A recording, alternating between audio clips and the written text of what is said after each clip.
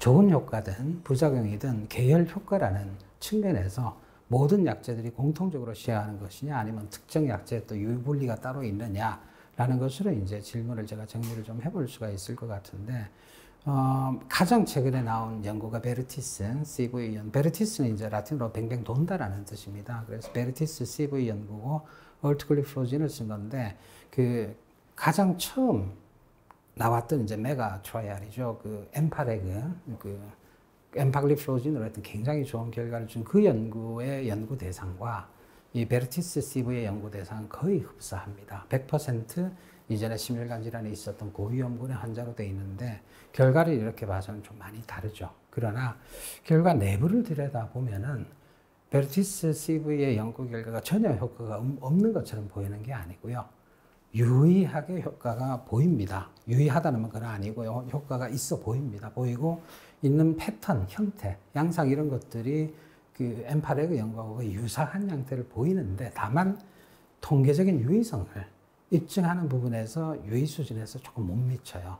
그렇게 해서 지금 효과가 없다라고 하는 거, 그건 맞는 말인데 실제로 그럼 진짜로 없다고 생각하냐? 저는 그렇게는 생각하지 않아요. 그 데이터를 아직은 그게 로 데이터가 오픈은 사실은 안 돼 있습니다. 안 돼 있는데 제가 이제 그 부분 때문에 미국 뉴저지 MSD 본사 쪽에 있는 메디컬 팀하고 제가 여러 번 연락을 좀 했습니다. 여러 번 연락을 하고 그쪽에 이제 직원분들, 국내 직원들 교육한다고 그 발표 안 된 내용하고 좀 봤거든요.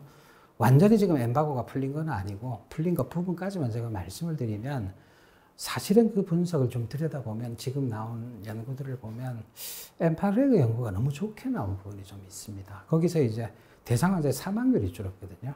근데 그거는 엠파레그를 빼고 뒤에 나온 캔버스 연구라든지 그 다음에 이제 다파글리프로진의 연구라든지 뭐 이런 거 보면은 사망률의 감소는 안 보여요. 좀 유니크해요.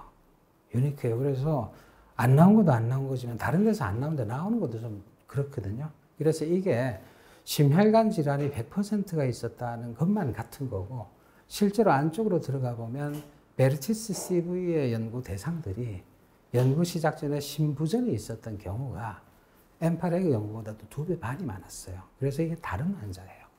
쉽게 말하면 같은 심혈관 질환이 있다고 해도 다른 환자다. 그리고 심혈관 질환도 범위가 넓어서 살짝 있는 질환과 내일 죽을 환자는 다른 거거든요. 그래서 이제 중증도가 다르다. 근데 이게 서로 비교가 안 되는 게 엠파레그 연구는 그래도 몇 년 전에 된 연구라서 그 대상 환자들의 심장 기능에 대한 데이터가 발표가 안 돼 있어요. 그런데 베르티스는 최근에 한 연구가 되어 놓으니까 심박출량에 대한 데이터가 이제 구분이 돼서 퍼센티지가 발표가 돼 있거든요. 그게 있으면 우리가 좀 더 비교를 해서 이해를 할 수 있는데 그래서 제가 드리는 요점은 과거에 나왔던 연구들의 단순 비교는 조금 곤란할 수 있다. 그리고 베르티스 CV 연구 결과가 전혀 효과가 없다라고 하는 것보다는 거의 똑같은 패턴의 효과는 보이지만 유의성이 모자란다. 특히 감동적인 부분은 콩팥을 질환을 예방하는 부분에서 그래프는 거의 아이덴티컬해요. 다만 이제 유의 수준이 좀 떨어질 수 있고 그게 프라이머리 엔드포인트가 아니고 세컨더리 엔드포인트, 기술적인 부분이거든요. 그래서 그 얼트글리프로진에 대한 평가는 일단 베르티스 CV에서 통계적인 유의성이 부족한 부분은 맞습니다. 그러나 그 약제가 효과가 없다라고 이야기하는 것은 조금 다르지 않냐는 생각을 해요. 그 측면에서 이번에 6월 달에 있었던 그 온라인 미국 당뇨병 학회 심포지엄에서 강의가 있었는데 이 베르티스 CV 결과까지 집어넣어서 앞에 있었던 다른 연구 결과하고 합쳐서 메타 분석을 해봤더니 심부전을 예방을 하고 그 다음에 콩팥 그것을 예방을 하고 하는 부분에 있어서의 효과는 계열 효과인 것으로 일단 분석이 됐어요. 그래서 그쪽의 부분은 계열 효과로 보면 될 것 같고요. 그 다음에 이제 부작용들 중에서 생식기 감염이라든지 뭐 이런 쪽하고 그 다음에 디지니스가 올 수도 있겠고 뭐 이런 부분들은 기전과 관련된 거라서 공통적으로 쉐어하는 문제라고 보여지는데 앞서 말씀드린 것처럼 그 이외에 부작용들은 상당히 레어한 부분이고 어떻게 보면 바이 찬스라고도 볼 수 있는 것들이기 때문에 저는 부작용이나 효과 측면에서 SGLT2 이니비터에서 계열 효과가 있다고 봐야 되는 것이 맞다고 보고요. 거기에서 이질성, 헤테로제니티가 있다고 우리가 이야기할 만큼의 데이터가 있다고는 저는 생각은 들지는 않습니다. 1차 약제라고 할 때 그 1차의 의미가 뭘까요? 그 첫째는 그 거의 모든 환자들에게 효과가 균등하게 나타날 거다라는 게 하나 조건이 되겠고요. 그 다음에 두 번째로는 이제 그 효과 부작용의 밸런스 측면에서도 상당히 우수한 특성을 가져야 될 것이고, 마지막 세 번째, 가격이 저렴해야 된다. 근데 그거는 개인적으로 볼 때는 미국이나 유럽 같은 경우에는 그거는 make sense가 있어요. 왜냐하면 SGLT2 이니비터가 제가 알기로, 뭐 제가 좀 과문하지만, 우리나라에 판매되는 SGLT2 이니비터 가격의 10배라고 알고 있습니다. 미국에서. 근데 메트포민은 우리나라하고 비슷합니다. 가격이. 복제약이기 때문에. 그래서 가격 차이가 거의 뭐 50배, 100배쯤 날 겁니다. 그 정도 되면 1차, 2차 약의 선정 기준은 말이 돼요. make sense가 돼요. 그러나 지금 우리나라 쪽에서 메트포민을 1차 약제라고 자꾸 하는 부분에 있어서 그러한 가격에 대한 고려 없이 그냥 미국 쪽에 진료 지침을 가지고 들어오면서 이게 그렇게 굳어진 부분은 없지 않느냐 하는 생각을 좀 해요. 그리고 이제 뭐, 일본에 대한 이야기는 이런 뭐 방송에서 사실 좀 금기로 되어 있던데 이거는 뭐 상관없겠죠. 저는 개인적으로 전 세계를 통틀어서 우리나라 사람들과 유전적으로 의학적으로 가장 유사성이 높은 나라는 일본이라는 생각을 해요. 중국은 식사가 조금 다르죠. 그죠? 일본이라고 생각을 하는데, 일본은 그러면 1차 약제가 있느냐? 제가 알기로 없어요. 모든 약제를 다 쓸 수 있어요. 다. 왜 그래요? 뭐 우리나라가 일본이 물 건너가면서 뭐 유전적으로 뭐가 바뀌나요? 저는 그렇게 생각하지 않아요. 일본이 또 그렇게 하는 이유는 그 미국 쪽의 진료 지침 중에서 자기네와 맞지 않는 것이 있다. 자기네들 연구를 통해서 그렇게 하는 거라서 그런 측면에서 1차 약제라고 하는 부분에 대해서는 조금 다른 생각을 갖고 있다라는 말씀을 하나 드리고요. 그러나 제가 그렇게 생각한다고 해도 그래도 가격적인 어드밴티지가 있고 메트포민이 우리가 생각한 것보다 굉장히 강력합니다. 효과가 좋아요. 좋아서 그리고 체중 증가도 없고 그런 면이 있어서 1차 약제로 그대로 유지한다는 데 대해서 뭐 그렇게 저는 반대할 생각은 없어요. 그게. 근데 이제 SGLT2 이니비터를 메트포민보다 우선해서 써야 된다라고 이야기하는 부분은 혈당 강하는 측면에서 SGLT2 이니비터는 메트포민보다 강력하지 못합니다. 보통 같이 써요. 복합제로. 센 약이 아닙니다. 그리고 두 번째로 메트포민은 용량 조절이 돼요.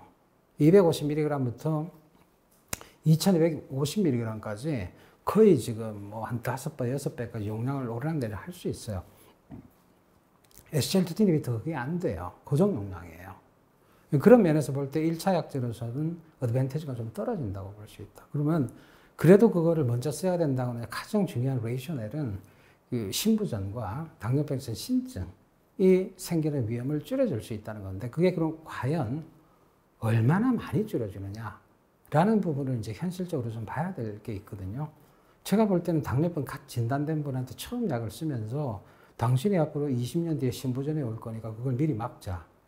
조금 좀 그렇지 않나요? 이건 제 이야기가 아닙니다. 저하고 친하게 지내는 개원이 선생님들이 그런 질문을 하세요. 콩팥이 나빠서 뭐 그걸 막아주기 위해서 이제 당신이 앞으로 30년 동안 당뇨병 제대로 조절 안 하면 콩팥이 나빠져서 투석을 해야 되는데 그거를 갖다 5년 정도 늦춰줄 수 있다. 지금부터 지금 30년 드시면 그렇게 그것도 좀 그렇지 않나요? 라는 게 있습니다. 그래서 그것 때문에 이 약제들을 메트포민을 제치고 유니버설하게 1차 약제로 선정한다고 하는 부분은 저는 투머치라는 생각이 들어요. 투머치다. 다만 새로이 진단된 환자고 새로이 약을 시작을 해도 이미 그 시기에 합병증이 와 있는 환자는 있을 수 있습니다. 그죠? 그 경우는 고려할 수 있는 부분이다라고 생각을 해요. 아주 좋은 이야기예요. 저는 그 이야기가 굉장히 좋은 이야기라는 생각을 하고요. 그 다음에 이제 이런 게 있어요. 어떤 약제를 쓰면은 오래도록 당뇨가 심해지지 않게 잘 잡아준다. 뭐 이런 약제가 피파, 겜마, 아고니스트다. 뭐 이런 이야기. 그걸 이제 혈당 조절의 듀러빌러티, 지속성이라는 표현을 쓰는데 거기에 이제 착시가 하나 있어요. 뭔가 하면은 저도 베타세포만 지금 한 15년 정도 실험을 통해서 연구를 해오고 있는데 저는 요즘 어떻게 생각하냐면 어떤 약제가 중요한 게 아니고 조절되는 혈당의 정도가 제일 중요하다. 그래서 우리가 지금 당화 혈색소로 이야기를 할 때 정상은 대략 한 5.5에서 5.7까지를 보는데 당뇨병 환자는 미국에서는 7% 미만 그리고 이제 아시아존에서는 6.5 우리나라도 이하로 조절하면 된다 그러는데 6.5도 높아요. 정상이 5.7까지인데 6.5도 높고 그 사이에 0.8 정도의 갭이 있거든요. 그래서 5.7보다 높잖아요. 그러면 당뇨병이 계속 진행해요. 고혈당 독성 때문에 그래요. 그래서 처음부터 완전히 정상 이하로 5점대로 낮춰놓잖아요. 진행 안 해요, 당뇨병이. 그 다른 거예요, 그게. 그래서 그런 함정이 하나 있어요. 사람들이 그 조절한다 이야기를 그 조절 얼마까지 할 거냐는 거지. 그러니까 당뇨병 목표로 하는 거냐, 당뇨병이 완전히 없는 정상인처럼 조절할 거냐는 건 다른 거라는 거죠. 그래서 그 조절되는 정도가 제일 중요하다. 그런 측면에서 처음 진단된 환자를 하나의 약제로는 안 되니까 그까지가 두 개, 뭐 세 개, 뭐 인슐린 주사든 뭐 GLP-1 아고니스트든 좋아요. 약제를 퍼부어서 확 낮춰서 조절한다는 거는 병태 생리적인 측면에서는 저는 레이셔널 하다고 생각을 해요. 레이셔널이 있다고 저는 합리적이라는 생각을 해요. 그럼 그게 그 전체 환자를 400만 명 환자를 치료하는 메디컬 케어, 의료라는 관점에서 그게 타당성이 있겠느냐? 그건 또 다른 문제죠. 그렇게 우리가 치료를 한다고 해서 우리의 당뇨병 환자가 120살까지 살지는 못해요. 우리나라 평균 수명이 80대 초중반이면 다 돌아가셔줘야 돼요. 그게 이제 평균 수명의 의미가 되는 거거든요. 그렇게 큰 거시적인 측면에서의 의료라는 측면에서 본다고 한다면 그렇게 엄청난 비용과 돈을 써서 조절을 모든 환자에게 해주는 것이 과연 의료라는 측면에서 그 정도의 값어치가 있느냐? 그거는 상당히 어려운 문제라는 생각을 합니다. 그래서 선생님들이 보시고 특별히 이 환자 같은 경우에는 그 정도의 비용 부담이라든지 또 처음 이제 약제를 진단받으면 약을 안 먹으려고 그러거든요.